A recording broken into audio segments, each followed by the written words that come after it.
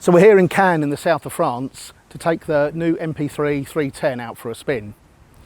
We did reveal a few weeks ago on the Scooter Nova blog that Piaggio are working on a 310 engine, and this is the first incarnation of it to be seen on the road. During the press conference last night, Piaggio were keen to put across that the reason for this new engine was EU regulations, which is now EU 5+, which they must meet, which relates to the length of time the catalyser must last. So they took the opportunity to make other improvements, so much so that 70% of the motor is pretty much new. Now, it's not just components inside, but the result of this means it has better torque, better horsepower, and a couple of extra mile an hour at the top end. To go with all of that, I have made a lot of redesigns to the scooter. Includes at the front, where they've done some work to the whole front end thanks to their colleagues at Aprilia in Noali and the wind tunnel. And across the board, the suspension's been improved, the dashboard has now been updated. The important thing, of course, is how it rides.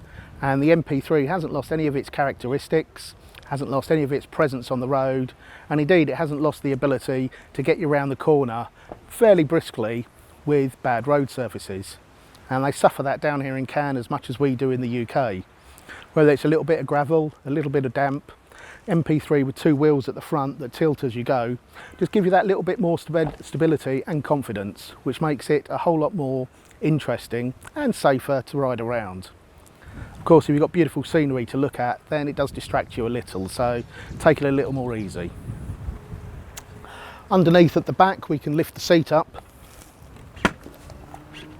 and that's your main storage space under there for your helmet, your waterproofs and your gloves. There's nothing at the front apart from a little cubby hole in the dashboard, which is up the top behind the screen, and in there you can mount your mobile phone. There's a USB socket, charge up your phone, or if you're riding along with an intercom, for example, a camera on top of your helmet, you can plug that in as well with a long enough lead. So to sum it up, you can read more about it in Scooter Nova magazine, you can see more on SLUK, and we're going to take this for a ride shortly. Enjoy the ride, folks. The new Piaggio MP3 310cc,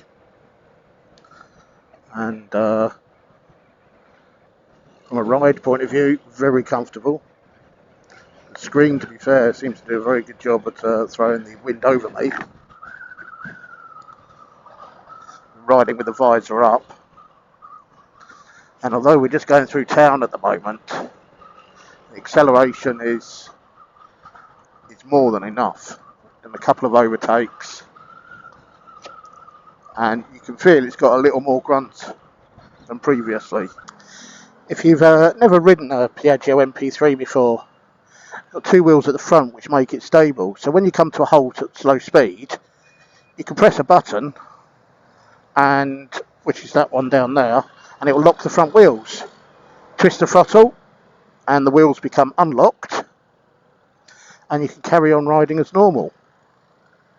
So it's for those who can't be bothered to put their feet down, and I suppose if you're slightly shorter legged, it is a little heavier, the MP3, than a conventional two-wheel scooter, so that also is a bonus.